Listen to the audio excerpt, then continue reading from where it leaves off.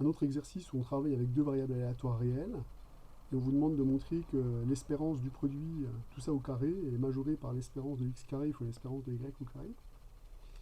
Donc ici, on a des variables aléatoires réelles définies sur le même espace probabilisé. Donc x est défini sur oméga à valeur dans R, et y est défini sur oméga à valeur dans R. Alors on voit qu'on est dans une situation qu'on a déjà rencontrée où on travaille avec deux variables aléatoires qui donc n'auront pas nécessairement le même support. Et donc l'intérêt ici, ce serait peut-être d'utiliser la définition de l'espérance faisant référence à l'ancien modèle, de manière à pouvoir comparer ça à l'espérance de x et l'espérance de y. Donc là, je vais considérer que la variable aléatoire xy, c'est une variable aléatoire qui est définie sur oméga, puisque xy, c'est un produit de fonctions défini sur oméga à valeur dans R, donc cette fonction, elle est parfaitement définie. Et donc, si je considère la formule de l'espérance ancien modèle, c'est la somme pour les issues qui réalisent cette expérience aléatoire de xy de oméga, probabilité de l'événement, enfin probabilité de réalisation de l'événement petit oméga. Donc si je décris la définition du produit, un produit de fonction, le résultat, c'est x de oméga fois y de oméga fois p de oméga.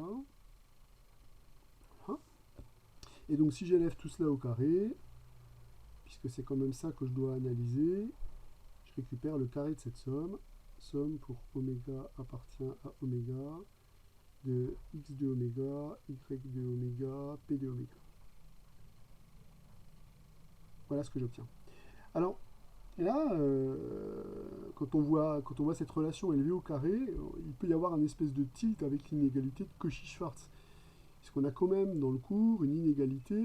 Alors si je travaille par exemple dans RP muni de sa structure euclidienne canonique, on sait que la somme pour i variant de 1 à p des xi, yi, le tout au carré, est inférieure ou égale à la somme des xi carré pour i compris entre 1 et p multiplié par la somme pour i variant entre 1 et p des yi au carré.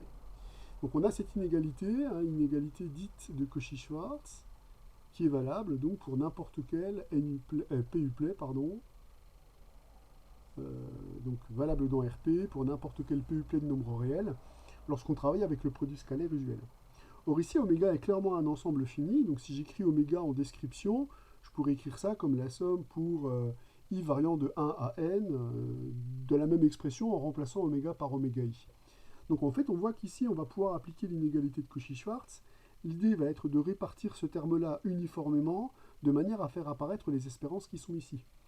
Donc là, la petite astuce, c'est vraiment une toute petite astuce, c'est de répartir le poids qui est là de manière égale, alors c'est un petit oméga, pourquoi je fais un grand oméga, de manière égale entre le facteur x de oméga et le facteur y de oméga.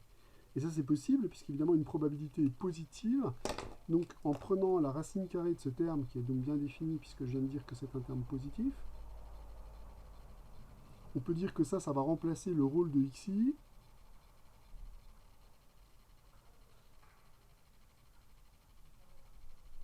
et l'autre va remplacer le rôle de yi, tout ça étant enlevé au carré. Et donc ça c'est plus petit ou égal, donc d'après l'inégalité de Cauchy-Schwarz, à la somme pour oméga appartient à grand oméga de x de oméga au carré multiplié par la probabilité de réalisation de l'événement oméga, et ceci est encore une fois multiplié par la somme pour petit oméga appartient à grand oméga de y de oméga au carré, probabilité de réalisation de l'événement oméga. Parce que ce terme-là étant passé au carré, la racine disparaît. Et là, vous reconnaissez, avec toujours la définition selon le vieux modèle, vous récupérez ici l'espérance de la variable aléatoire x carré, et ici l'espérance de la variable aléatoire y carré. Et donc, par conséquent, on récupère que l'espérance du produit est majorée par l'espérance de x carré fois l'espérance de y au carré. Ce qui est le résultat. Donc on voit que cette inégalité-là, elle s'obtient simplement avec l'inégalité de Cauchy-Schwarz qu'on applique dans R puissance le nombre d'éléments qu'il va y avoir dans l'univers oméga, Et c'est donc une réinterprétation probabiliste de l'inégalité de Cauchy-Schwarz.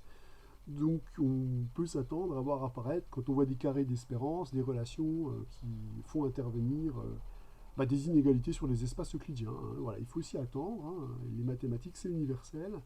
Il faut bien observer ce qu'on a à majorer et appliquer les outils qu'on peut utiliser pour effectuer les majorations.